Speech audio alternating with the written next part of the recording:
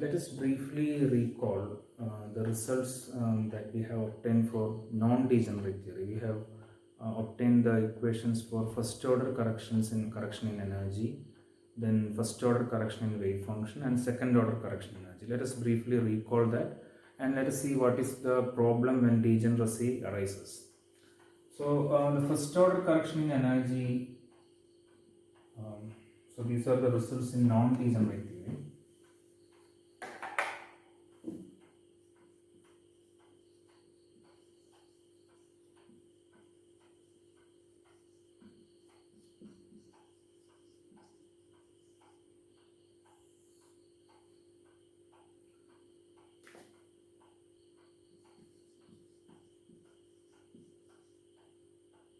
Okay, the results of non-degenerate theory. The first order correction in energy is, I will use, I think earlier I have not used this bracket on top. Let us consider this a vector notation. So this means that we are using different corrections, okay, of energy and wave functions. So the first order correction energy was like this.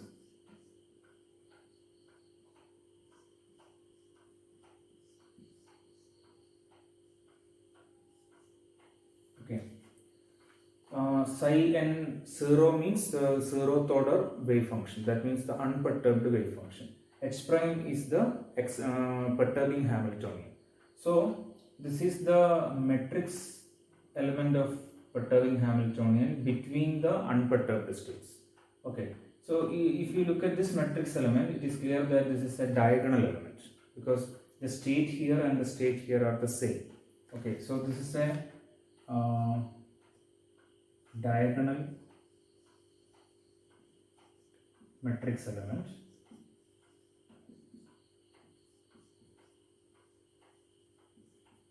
of H prime of the matrix of the perturbing Hamiltonian H prime in the basis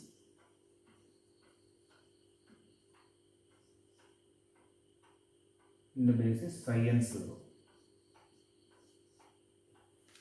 Okay, in the basis of the unperturbed states or the zeroth order states. Okay, so in order to write the matrix of an operator, you need a basis. So here the basis is this, basis of the unperturbed Hamiltonian. So since it's a diagonal matrix element, we can also call it expectation value of the perturbing Hamiltonian in the unperturbed states. Okay, so this is also expectation value of H prime in the basis of unperturbed states. Okay, so this is about the first order correction energy. So we can see that the first order correction energy does not require any correction in wave function. We can use the zeroth order wave function or the unperturbed wave function to calculate the first order correction energy. Now, what is the first order correction in wave function? Let me use this notation.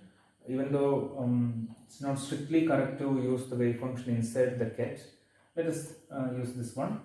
So this is a summation. We can expand this first order correction wave function in terms of a linear combination of unperturbed states. So it's a linear combination. So these details we have already discussed in the non-degenerate theory. So let me write the expression. This is like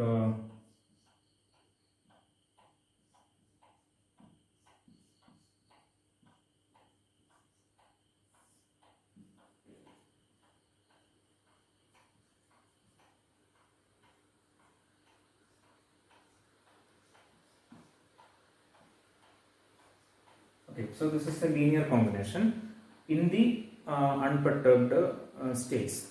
This part, okay, this entire part acts as the expansion coefficient in this linear combination. Okay, we can write it as summation over Cm into ket psi m 0. So this is the expansion coefficient, and look at this expansion coefficient. Numerator has a matrix element of again H prime between two different states. Okay, so this expression is again it's a matrix element of H prime in the basis of unperturbed states. Okay, just like this, because we are taking the component in terms of the unperturbed state. So it means that the matrix element is calculated in the matrix is written in the basis of the unperturbed states. But here the summation is m not equal to n. That means this matrix element are all off diagonal elements, okay, of H prime. Off diagonal elements of H prime between two different states. And what is the denominator? It's energy difference between the two different states. So the first order correction wave function contains a mixing of states. Okay, you are mixing two different states. You want to calculate the correction in this state, nth state. This is the first order correction for the nth state. So what you are doing is you are taking matrix element between two different states, different states, other than this state, m not equal to n. So mixing of states, and in the denominator you have the corresponding difference in energy. Okay, so this is the first order correction in wave function. What was the second order correction energy? The second order correction energy is if you go back and look at the theory, the starting point, or we can say at one stage we can get this expression. It is better to start with this equation. Okay, look at this. Again, it's a matrix element of H prime in the basis of the unperturbed states. Okay, but this time it contains the matrix element of H prime between the unperturbed state psi n0 and the first order correction in the wave function psi n1. So it is clear that the second order correction energy depends on the first order correction in wave function. You compare it with this one. The first order correction energy does not depend on any correction in wave function.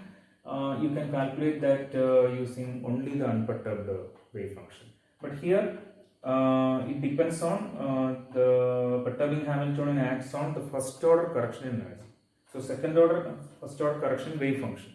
So second order correction energy depends on first order correction wave function. Similarly, if we want to calculate the third order correction energy, okay, it will be psi n0 h prime psi n2. It will depend upon the second order correction wave function. Okay, it goes like that. Okay, now if you substitute for psi n1 from here, okay, here if you substitute this term, then this draw vector psi n0 h prime should act on this ket vector. So we have a term psi n0 h prime psi m0. Already we have a term psi m0 h prime psi n0, but it is a complex conjugate of this. So the only change is that this numerator, this term will be squared. Okay, so if I write it here, this summation will come here if you substitute for psi n1, and you have this term and also psi n0 h prime psi m0. So this term will be squared. So you can either write it as psi m0 h prime psi n0, or the other way, psi n0 h prime psi m0, because you are going to square this one. You are taking the modulus square of this term. Denominator is the same.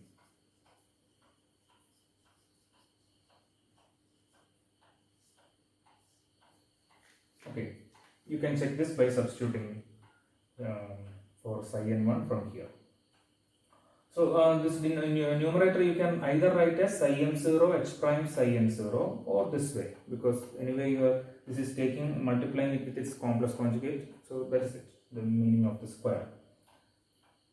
So this is second order correction energy. So these are the results that we have earlier obtained from non-degenerate theory. Now let us see what happens when degeneracy comes. So what is degeneracy? When in terms of energy degeneracy, when two energy eigenvalues are you have more than one eigenstates corresponding to the same energy eigenvalue. So two different states, they are different states, but their energy eigenvalues are the same. So here in the expression for psi n1, you see that in the denominator you are mixing the states, and in the denominator we have difference in energy. Suppose em0 is equal to, these are two different states, M and N are two different states. Suppose the energy of these two states are same. Okay, for the psi n0 state, the energy is En0, psi m0 state, a different state, okay, m not equal to n, a different state, there is a different energy. But suppose the energy of this state, En0, and energy of this state, Em0, are the same. In other words, these states are degenerate states. Then denominator is 0. Okay, then that particular term in this summation will become infinitely large. In other words, this summation is not possible. You cannot write, if any one term becomes infinitely large in the summation, that means we cannot write that summation. We cannot write that linear combination. That means the expression for psi n1, first order correction energy, you cannot write like this. In the case of degeneracy, in the case of degenerate states, if any energy state in this summation is degenerate, okay, with the nth state that we are trying to calculate the correction, then this type of an expression is not possible. If there is this is not possible, if we cannot write first order correction wave function like this, you can see that the second order correction energy depends on first order correction wave function. So it cannot also be written like this. The same problem comes, the denominator goes to 0. That problem comes in second order correction energy. Okay, so this is an issue. Is the issue in the case of degenerate case. And what about this one? Okay, the first order correction energy does not depend upon any correction in wave function. So apparently this type of the denominator going to 0 problem is not there here.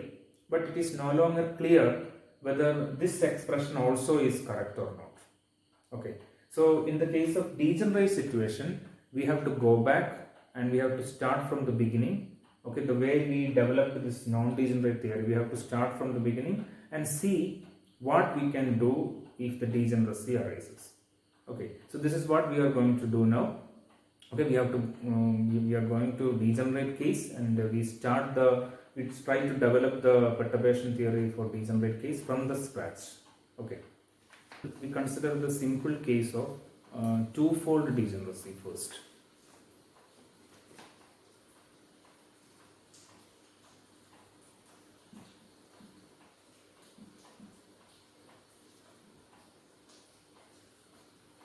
It is the unperturbed Hamiltonian has two eigenstates corresponding to the same energy. So let us say these eigenstates are psi a0 and psi b0. Okay, corresponding to the same energy E0. These are eigenstates of the unperturbed Hamiltonian, so that's why we have put 0 here. And this is the energy. It's a twofold degeneracy. There are two eigenstates corresponding to the same energy. So how do we write these equations? You have unperturbed Hamiltonian x0. When cats on psi a0, we get energy E0 psi a0. Let me call it equation 1. Similarly, if x0 acts on psi b0, you get the same energy. Okay, because these are degenerate cases. Let us call it equation 2. Okay, so these two states have the same energy eigenvalue E0, and these two states are linearly independent. Otherwise, we cannot call them different eigenstates. Okay, so any two linearly dependent eigenstates are the same eigenstates. So these are linearly independent. We can take it as orthogonal because we can always orthogonalize two linearly independent states. So they are orthogonal. That means psi a0. The inner product between psi a0 and psi b0 is 0. And also we assume that they are normalized. These are normalized eigenstates.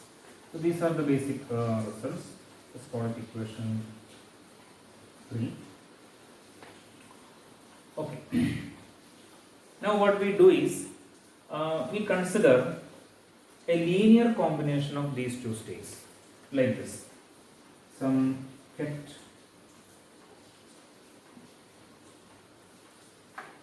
psi 0, suppose this is equal to alpha times psi A0 plus beta times psi B0, where alpha and beta are two scalars, two complex scalars in general.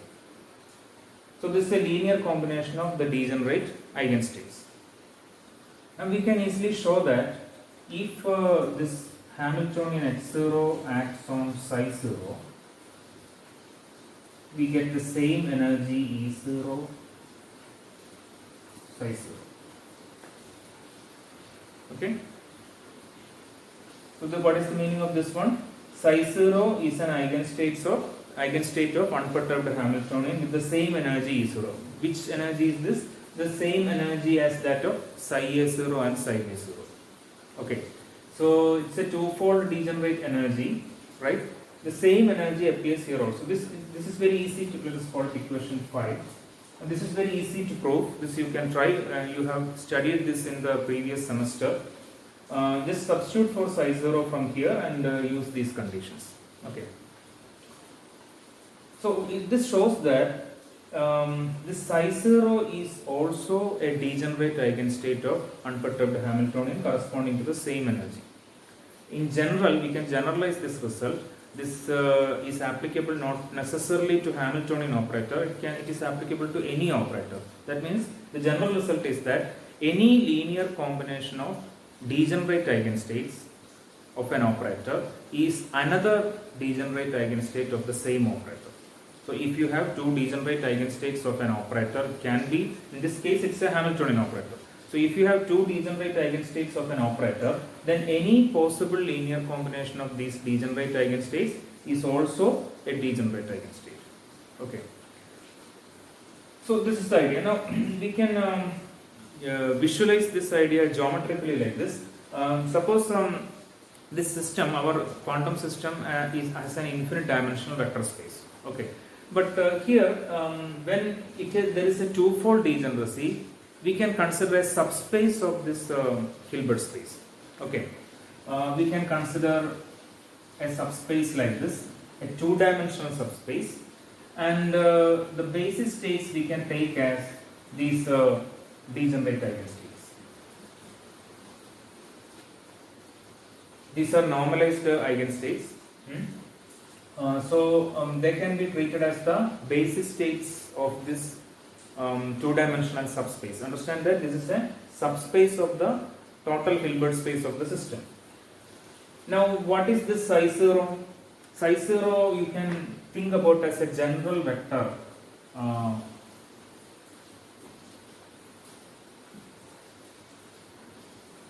A general vector. So these are the basis vectors, and this is a general vector, a general catch in this two-dimensional subspace. So now we can just clear that psi 0 is a linear combination of psi A0 and psi B0. In this way we can take another linear combination, etc. So any linear combination of these basis states will be a vector in this two-dimensional subspace. It will be also a degenerate eigenstate. So we can say that there are infinite number of vectors in this two-dimensional subspace. Okay, including these basis states and any possible linear combination. So infinite number of linear combinations are possible. So all these basis states as well as the infinite there are infinite numbers of linear combinations constitute a two-dimensional, you can say a two-dimensional subspace. And this is often called, since all these vectors, all these infinite number of vectors in this two-dimensional subspace are all degenerate eigenstates corresponding to the energy E0. Okay, consider a general linear combination is also a degenerate eigenstate corresponding to the energy E0. We call this a degenerate subspace of the system, you can say. We call subspace because the total space of the system is it's a total Hilbert space. In this case, we can say it's an infinite dimensional Hilbert space. So whenever there is a degeneracy, we can think about a degenerate subspace. the dimension of this degenerate subspace depends upon the order of degeneracy. If it's a two-fold degeneracy, you have two basis states, you have a two-dimensional degenerate subspace. If there is an n-fold degeneracy, you have n basis states, and these are degenerate eigenstates. So they form the n basis states. You have an n-dimensional degenerate subspace. Okay, that's a visualization, geometrical visualization of this idea. Okay, let us come back to our problem.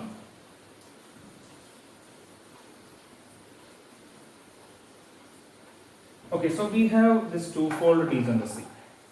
Now let us try to build the perturbation theory. So we apply a perturbation to this system. So our perturbation is let us say some lambda h prime. H prime is the perturbing Hamiltonian and lambda is a parameter to keep track of the order of perturbation. So what is the total Hamiltonian now? Total Hamiltonian is the unperturbed Hamiltonian plus this perturbation. Okay. Now when the perturbation is applied to the system, then the wave function of the system changes. Earlier wave functions were psi a0 and psi b0, or the same. Okay, I forgot some idea. So we have started with this. We considered this linear combination of psi a0 and psi b0, and we said that psi 0 is also an eigenstate, a degenerate eigenstate. Now let us start with this. Let us choose this psi 0 as the wave function of the unperturbed system, or let us choose this psi 0 as the unperturbed wave function to build our perturbation theory. See, in order to build our perturbation theory, we have to start with an unperturbed wave function. Okay, so we are going to choose as our unperturbed wave function this one. Okay, psi 0, the linear combination of psi a0 and psi b0. In other words, we are choosing a general state vector from that two-dimensional subspace. What are the values of alpha and beta? We don't know. At this stage, we don't know what is the value of alpha and beta. In other words, we don't know what is a good choice of the general state vector, a general degenerate function from the two-dimensional subspace. What is the good choice? That we don't know. Okay, so we will eventually find out a way to calculate alpha and beta. But for the time being, let us say we have picked a general state vector from the unperturbed state, and we will calculate alpha and beta. So this is our unperturbed wave function to build a perturbation theory. So what was our earlier Hamiltonian h0, and what was our earlier unperturbed wave function psi 0? But when we apply this perturbation, right, now the Hamiltonian changes, then the wave function of the system will change, and energy of the system will change. What was the earlier energy? E0. So this is our unperturbed eigenvalue equation for the unperturbed states. In other words, this is our time independent Schrodinger equation for the unperturbed state. When we apply perturbation, the time independent Schrodinger equation or the eigenvalue equation becomes h psi equals E psi. Let us call it equation 6.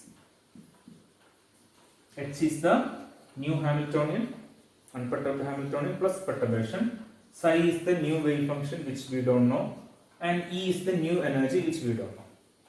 Okay. So now we want to build the perturbation theory. So what is our idea? The idea is that if the perturbation is small, right, then the new wave function can be expressed as a power series starting with the unperturbed wave function, psi 0. The new energy E can be expressed as a power series starting with the unperturbed energy E0. That is a basic idea in perturbation theory, provided the perturbation is small. Then our idea is that the new wave function and the new energy must be somewhere in the neighborhood of the unperturbed wave function and the unperturbed energy. So in that spirit, we can write ket psi as ket psi 0 plus lambda times ket psi 1, where this the bracket in the superscript is the meaning that this is not a power but a first order correction in wave function, and plus lambda square times psi 2, where this means that it's a second order correction wave function plus etc. But this is a power of the parameter. And similarly, total energy you can write as E0 plus lambda times E1, where this is the first order correction energy, plus lambda square times E2, this is the second order correction energy, not E square. Okay, so this and this are power series of wave function and the energy in terms of starting from the unperturbed wave function and the unperturbed energy. Okay, and this lambda acts as an order parameter. So let us substitute this term, and this term in equation 6. Okay. So if you substitute, the expression will be h0 plus lambda h prime acting on this psi is psi 0 plus lambda psi 1 plus etc. Next term will be lambda square psi 2 plus etc.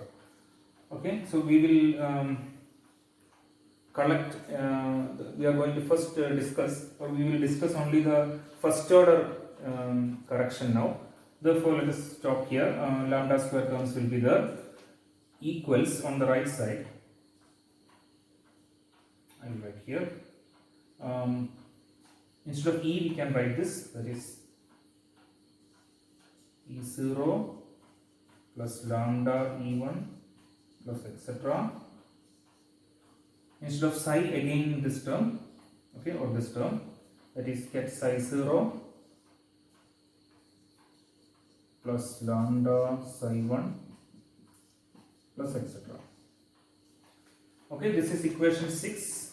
We have substituted for h and psi and E. Now, if we can collect identical powers on both sides. If we collect the power, the zeroth order terms, that is the power of lambda raised to 0 on both sides, what you get is, here the only term independent of lambda is h0 ket psi 0. On the right hand side, the only term independent of lambda is E0 ket psi 0. So what you get is h0 psi 0 equal to E0 psi 0, which is this, the eigenvalue equation for the unperturbed system, right? Now let us go to the next level. Collect the first order terms on both sides. Lambda raised to 1 terms on both sides. So what is the lambda raised to 1 term here on the left side? H0 acting on this one. Okay. So lambda times H0 psi 1. So what you get is, if we remove lambda from all terms, okay, left hand side and right hand side, here we have H0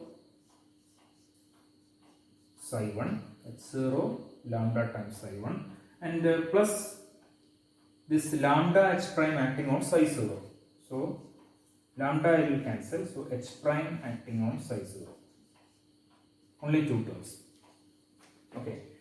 This term will be lambda square, so h0 acting on this psi 2, you have lambda square. Similarly, lambda h prime acting on this one, again you have lambda into lambda square. So only these 2 terms are there with lambda raised to 1.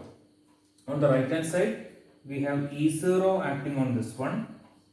So E0 acting on psi 1 plus E1 acting on psi 0. Okay, both are having coefficient lambda. Lambda has been cancelled. So E1 acting on psi 0. So these are the terms with the first order in lambda. Okay. Let me call it the next number, equation 7. So I will remove these terms.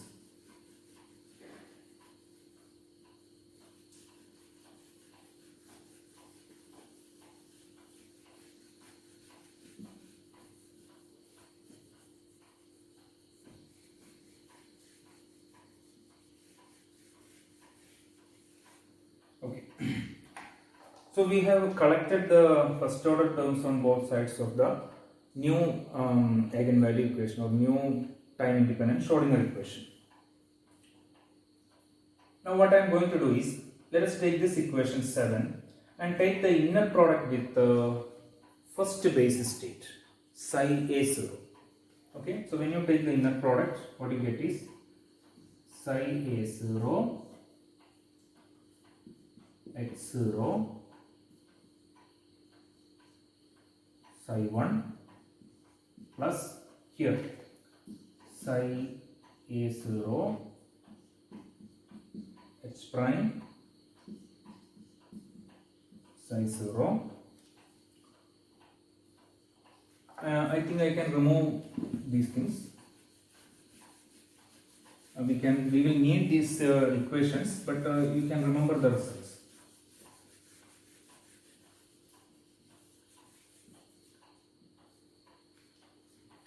So this is equal to here also.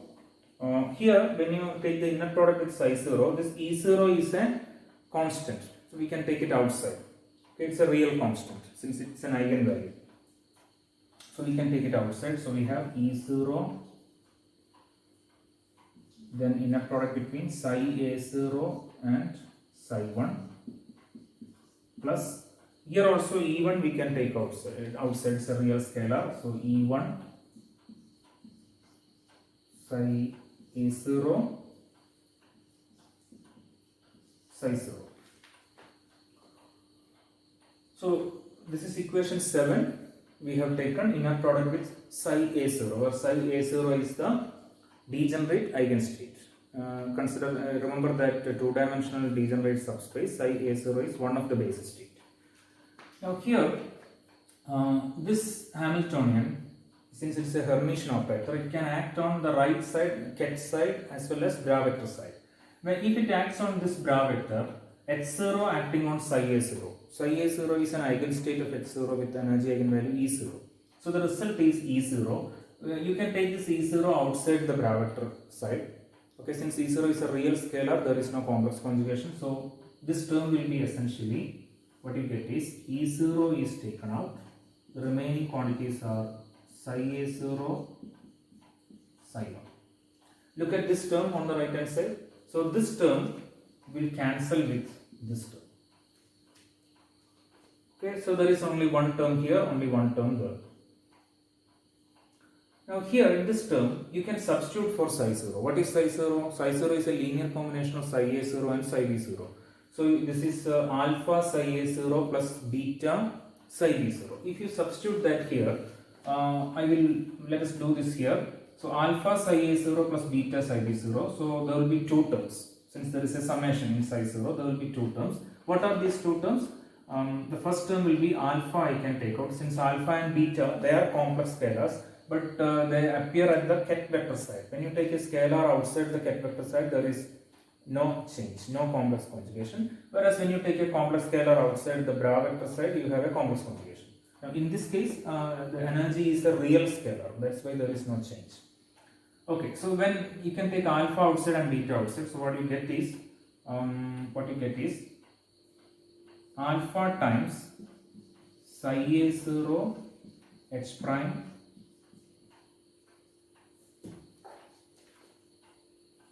the first term is alpha psi A0. So if you take alpha outside, you have psi A0 here, plus,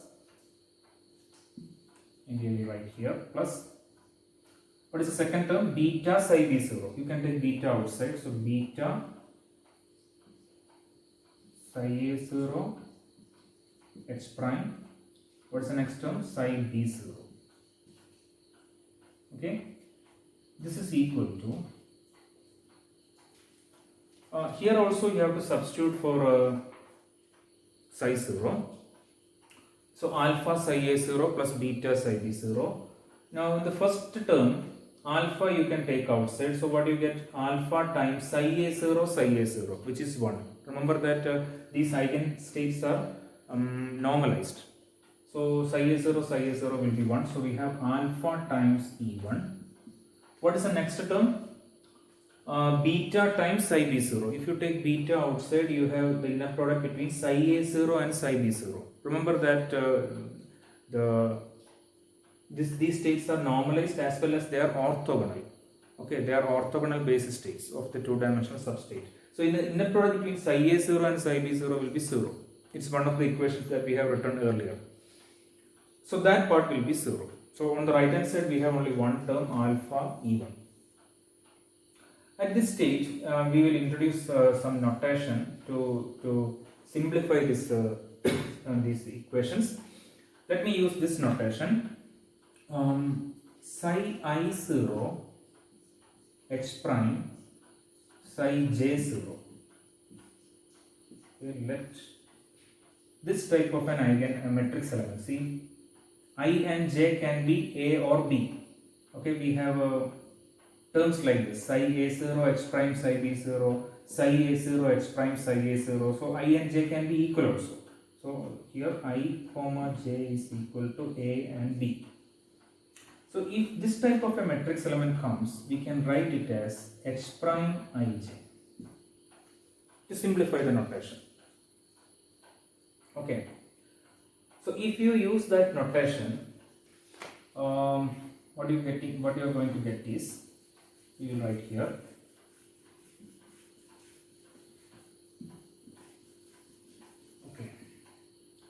this equation we can simplify as alpha times, what is this, psi a0 h prime psi a0. See, these two indices are the same, so what you get is h prime aa. If this is I and this is j, we write it as h prime ij. So if these two indices are the same, h prime aa, plus the next term is beta h prime ab equals, on the right hand side we have alpha times e1. This is the next equation, that is called equation 8. Okay, this is clear.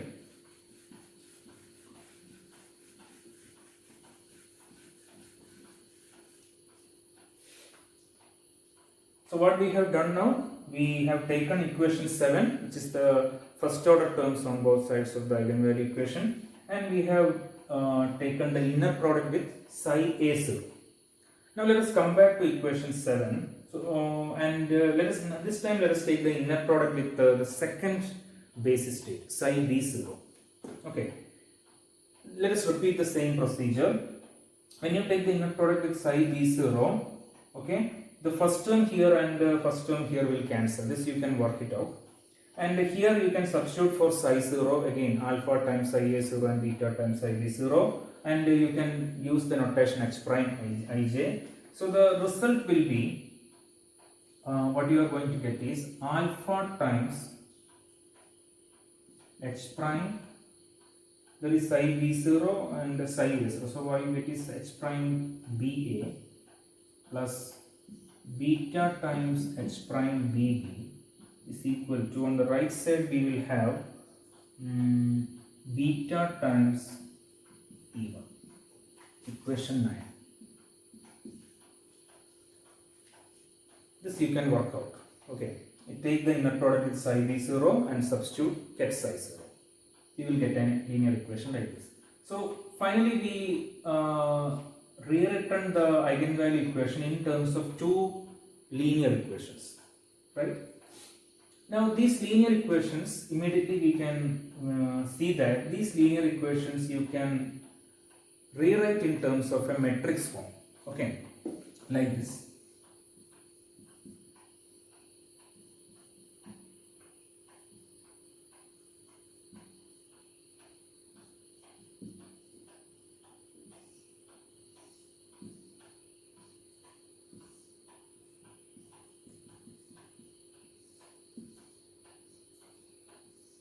Let us call it equation 10. We don't need this.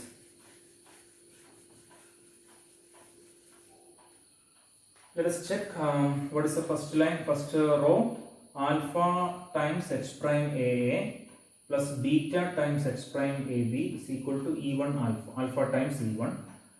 Next is alpha times h prime ba plus beta times h prime bb is equal to beta times e1. Okay, so these two linear equations we can combine like this. Now immediately we can see that this looks like the eigenvalue equation. It looks like an eigenvalue equation. This is an operator, this is eigenstate, and this is the eigenvalue. Okay, so it looks like an eigenvalue equation of some Hamiltonian operator. Let's say some Hamiltonian.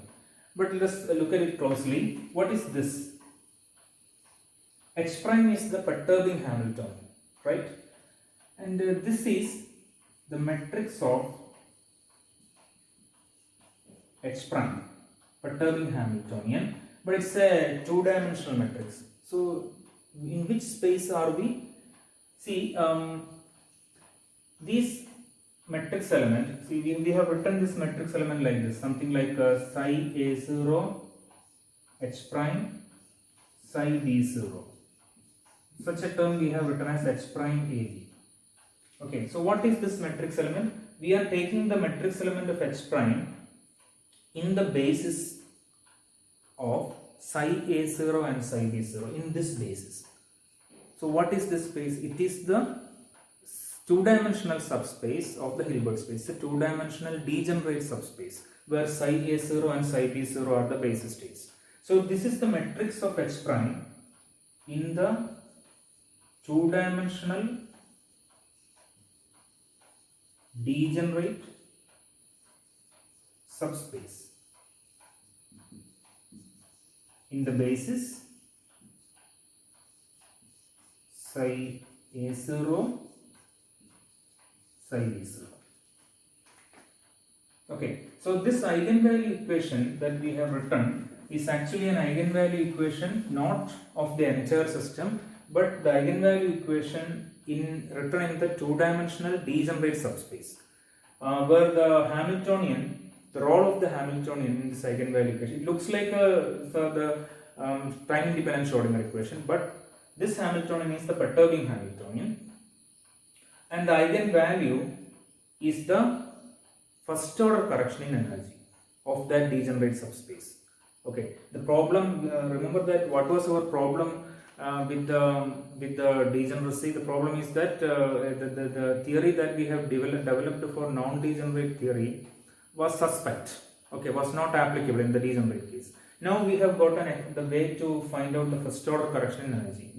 If you solve this eigenvalue equation, then the eigenvalue will be the first order correction in energy, and the eigenstates here, eigenstates are what you get for the eigenstate alpha and beta. You will get when you solve this equation, you will get two eigenvalues for energy, first order correction energy, and you will get two sets of values for alpha and beta.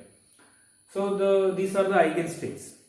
Okay, so let us look more closely at the solution of this. So this is not the complete solution of the system, but it is the eigenvalue equation applicable to that two-dimensional degenerate subspace. Let us look more closely at this solutions of this equation. First of all, when you solve this equation, you will get two eigenvalues because it's a 2 by 2 matrix. Okay, then it's a two-dimensional matrix in this two-dimensional degenerate subspace. So you will have two eigenvalues. So the eigenvalues, okay, will be, let me write it as E plus 1 and E minus 1. Later we will see a justification for this notation. For the time being, let us use this notation. So these are the two eigenvalues that we obtained by solving this. This can be solved by the standard way of solving eigenvalue equation. So suppose these are the two eigenvalues that we get. It means that you have two first order corrections in energy. What is the total energy of the system? The total energy of the system is now, there are two total, what was the total energy in the earlier case? Before we apply perturbation, the total energy was E0. It was two-fold degenerate. Now, after applying perturbation, okay, the total energy will be E plus is equal to the unperturbed energy plus one of the corrections, E plus 1. Unperturbed energy plus this correction. Another possibility is E minus E, which is equal to unperturbed energy plus E minus 1. Okay, E plus 1 and E minus 1 are first order correction energy. So the earlier energy was E0 for these two states, two-fold degenerate energy. But now you can see that the total energy is E0 plus either E0 plus E plus 1 or not either or, both. That is, total energy is there is one term E0 plus E plus 1 and E0 plus E minus 1. That means the total energy, the energy is now split up into two different energies. In other words, the degeneracy is now removed. This is a general idea. Perturbation removes degeneracy. Okay. Sometimes it may completely remove the degeneracy. Okay. Sometimes it may partially remove the degeneracy. But always the direction is always towards removal of degeneracy. Sometimes in order to completely remove degeneracy, you have to apply one more perturbation. Okay. So in this case, the twofold degeneracy is removed by the perturbation H prime. This is a general treatment. We will look at some examples. So the degeneracy is removed. What about the eigenstates? The eigenstates. So you will get two eigenstates. Two eigenstates means you will get two sets of values for alpha and beta. Let us say these are alpha 1, beta 1 and alpha 2, beta 2. What does it mean?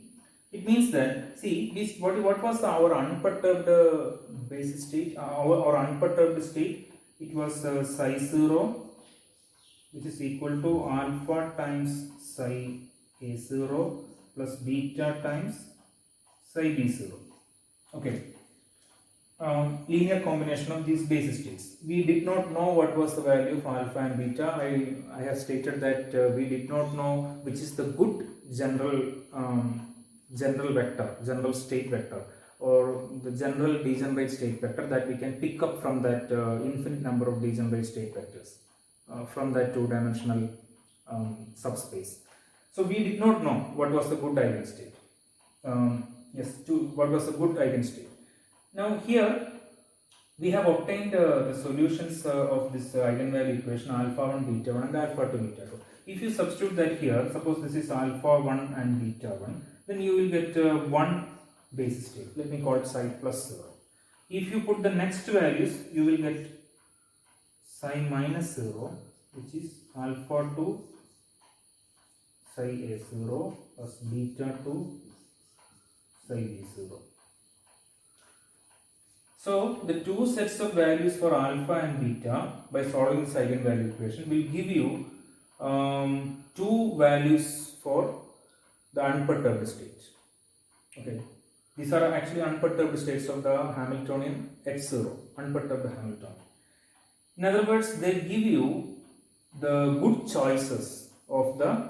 Actually, there is not a single choice. You can have two choices. So you have, these are the good eigenstates of the unperturbed Hamiltonian to build the perturbation theory. When we started with psi 0, we did not know what was the good choice. Okay, but the theory itself gives us the choices for alpha and beta. So which means that the theory gives us the good choices for the eigenstates. Now, what was our earlier basis states in this two-dimensional subspace? Psi a0 and psi b0.